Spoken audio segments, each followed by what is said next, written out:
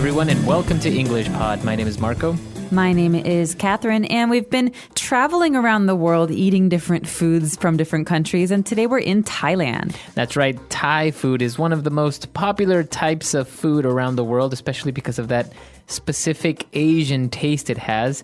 And so we're going to jump right into this dialogue today and see what we have prepared for you today.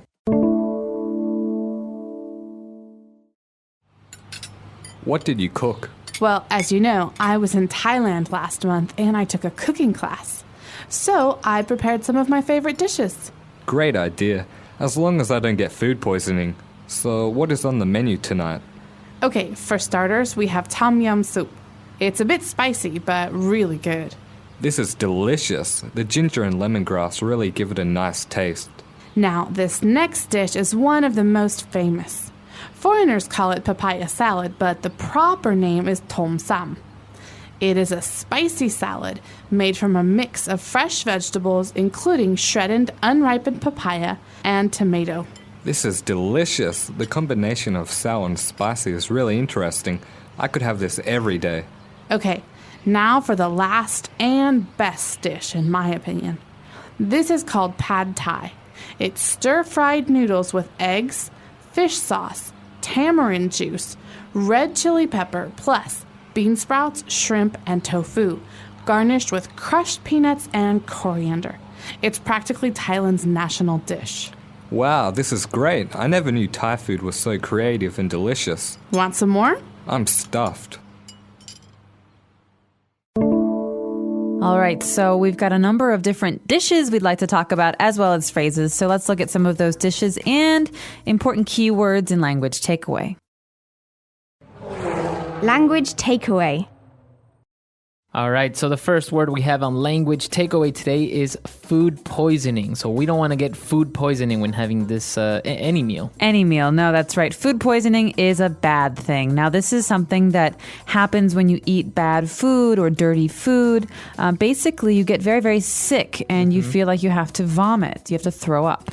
That's right. So your stomach hurts. You feel like you have to throw up. You may be going to the bathroom very often. That means usually you have food poisoning.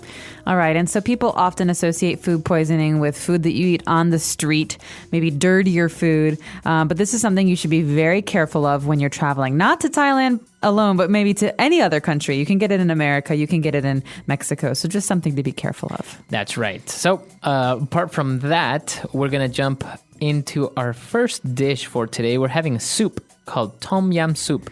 Tom yum soup. Now, this is one of my favorite soups. It's quite spicy, isn't it, Marco?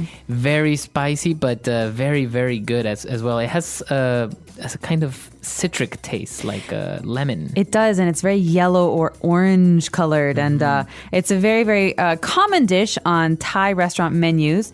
And there's some key ingredients in this soup that I think are important to discuss. They're often found in Thai food and other kinds of Asian food. The first one is ginger. Ginger, that's right. This is a root. It kind of looks like a potato almost. It does. It's usually white and it has little arms, you know. It kind of, it's not a round object. It's got pointy little arms. That's right. And ginger is, the characteristic taste of ginger is kind of strong and bitter. It is quite strong. You'll find it in Japanese food. Oftentimes you get pickled ginger to eat. It's like a pink food you get with sushi. Other times in like Chinese cooking, it's something that's chopped up with garlic and cooked in oil. So ginger is a very important one. That's right. So in this soup, we have ginger and we also have lemongrass. So this is very interesting because it's not very easily found around the world. That's right. This is very common in Southeast Asian cooking, and you might have a hard time finding it in places like America where it's not really a part of the cuisine. But lemongrass is very distinct. It has a very strong flavor. And it's actually quite long. It's green and long. It looks a bit like celery, but it's harder. That's right. That's right. And the taste that it gives it is a little bit citric, kind of like a lemon almost. That's right. But you're going to find this in soups like tom yum or other things. So lemongrass is another one. And then moving on to our next dish, which is one of the most, I think, the most popular dishes of all Thailand, is the famous pad thai. Pad Thai. Now, this is absolutely my favorite Thai dish, and I know that's very cliche. It's something that everyone says, but it's true. You know, this is a great dish you can buy on the street. You can buy it in a restaurant. It's basically a noodle dish, right? That's right. It's stir-fried noodles with eggs and peanuts are the most like the key ingredients in there. That's right, but you might also get a little bit of hot red pepper, some sugar, some lime, and the noodles are flat. They're not round. That's right. And actually, one of the key ingredients also that gives it this very distinct taste is tamarind juice. All right, tamarind juice. This is, again, another one of those flavors from Southeast Asia that you might not find in many other places, certainly not America. Now, tamarind, they're funny-looking things. They look like peas, but they're dark brown. That's right. So tamarind juice gives it this kind of sweet flavor. So this is the interesting thing about pad thai is that you have these sweet flavors from the tamarind juice, from even the fish sauce combined with chili. So it's kind of like a spicy, very sweet taste. And then you have citrus. You have some lime maybe and some sugar. So it's a lot of different tastes and flavors, but it's a really magical combination. That's right. So that's all we have for language takeaway. Why don't we take another listen to our dialogue? What did you cook? Well, as you know, I was in Thailand last month and I took a cooking class. So I prepared some of my favorite dishes. Great idea, as long as I don't get food poisoning. So what is on the menu tonight? Okay, for starters, we have tom yum soup. It's a bit spicy, but really good. This is delicious. The ginger and lemongrass really give it a nice taste. Now, this next dish is one of the most famous. Foreigners call it papaya salad, but the proper name is tom sam. It is a spicy salad made from a mix of fresh vegetables, including shredded, unripened papaya and tomato. This is delicious. The combination of sour and spicy is really interesting. I could have this every day. Okay, now for the last and best dish, in my opinion. This is called pad thai. It's stir-fried noodles with eggs, fish sauce, tamarind juice, red chili pepper, plus bean sprouts, shrimp, and tofu, garnished with crushed peanuts and coriander. It's practically Thailand's national dish. Wow, this is great. I never knew Thai food was so creative and delicious. Want some more? I'm stuffed. All right, we're back. So now let's take a look at 4 key phrases on Fluency Builder. Fluency Builder. So first up, we have the phrase on the menu. What's on the menu tonight?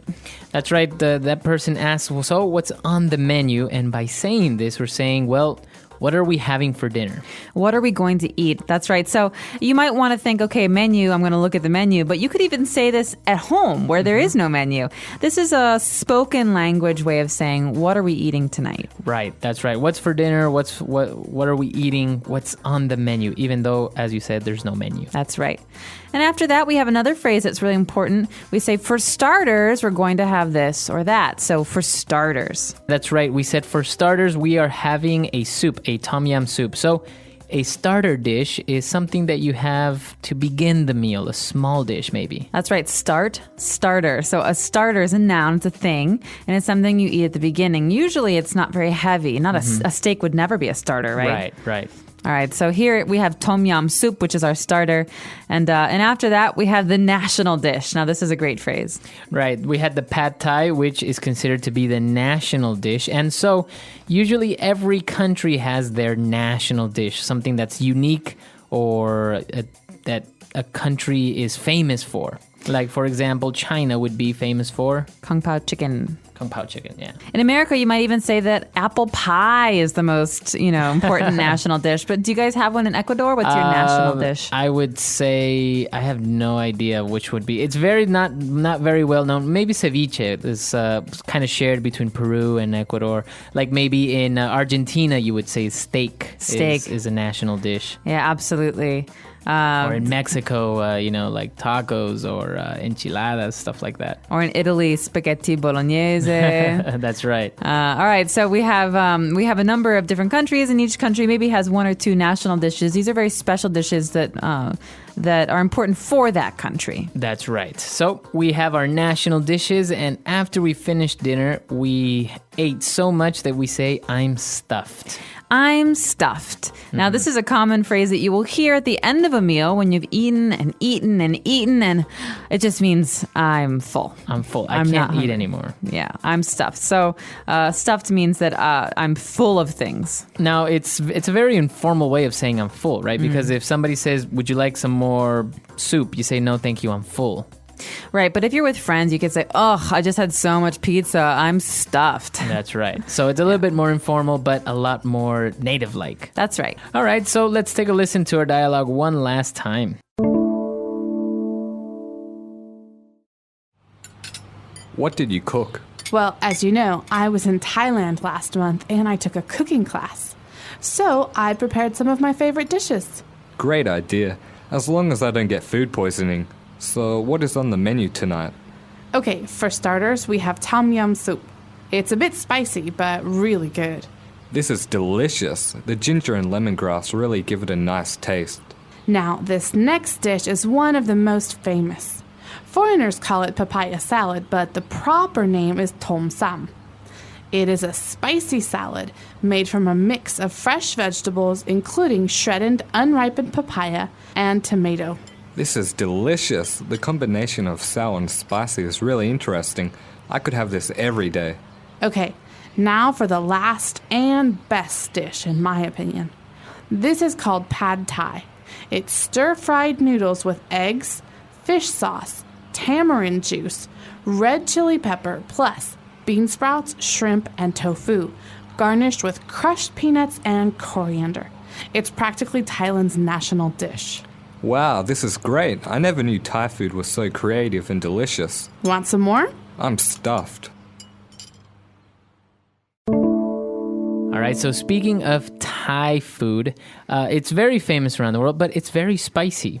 It can be very spicy, and what always surprises me about Thai food is that the salads might be the spiciest things on the menu. Yeah. You know, people like to eat many different salads. You have like a Chiang Mai chicken salad, or you have a papaya salad, but these are really, really spicy. Yeah, that's right. We saw in our dialogue that we're eating papaya salad, and it's very interesting because it has this fruit, like a papaya, and it has some other vegetables as well, but the salad is very, very spicy itself. That's right. And you would never think of a fruit salad as being something that's spicy in America. You'd think of it as being pretty tame, pretty boring. But that's the kind of what gives it a certain attraction to it, right? Absolutely. And I don't know if you're a big fan of Thai food. I certainly am. And I really like that about Thai food, that you can have these really spicy dishes, but there's just so much flavor. There's so many things happening. Lemongrass, sugar, lime, fish sauce. Yeah, it's very, very good. And speaking of national dishes, this is actually a very interesting question because, as we mentioned, a couple of countries have national dishes like Italy and different places, but what about in your country? Do you have a national dish, or what would you consider to be your national dish? That's right. So we'd love to hear from you guys. What's your national dish? Tell us all about it, what it tastes like, and even if there's some history, tell us about that too. Our website is englishpod.com. All right, we'll see you guys there. Bye. Bye.